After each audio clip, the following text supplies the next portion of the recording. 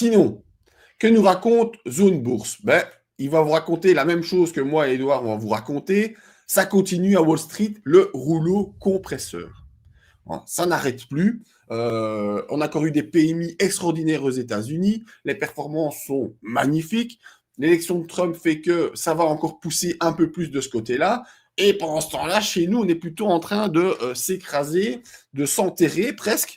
Hein, c'est très malheureux ce qui se passe chez nous en Europe. Il n'y a Ouais. personne qui est capable de prendre des décisions pour relever ça. Pourquoi? Parce que l'Europe, c'est bien dans la théorie, mais le problème, c'est que les Français décident quelque chose, les Allemands décident autre chose, les Hollandais sont pas d'accord, les Grecs, ils veulent un morceau du pain. Donc, c'est le bordel de partout, à tel point que même Christine Lagarde a annoncé cette semaine, a fait une petite conférence cette semaine, en disant qu'elle était très inquiète sur ce qui se passait en Europe et qu'il va falloir un petit peu coordonner les différents sons de cloche. Sinon, elle n'a pas dit qu'on était foutus, hein, mais c'est quasiment ce qu'elle a sous-entendu, n'est-ce pas, Edouard?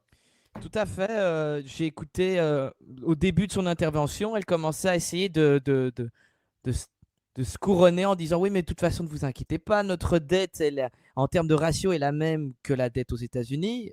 Mais sauf que tous les analystes, les gens présents dans la salle ont dit oui, mais la croissance américaine, ben, vous le voyez sur les graphiques, hein, la bourse est quand même corrélée à l'économie d'un pays. Hein. C'est pas juste des magiciens.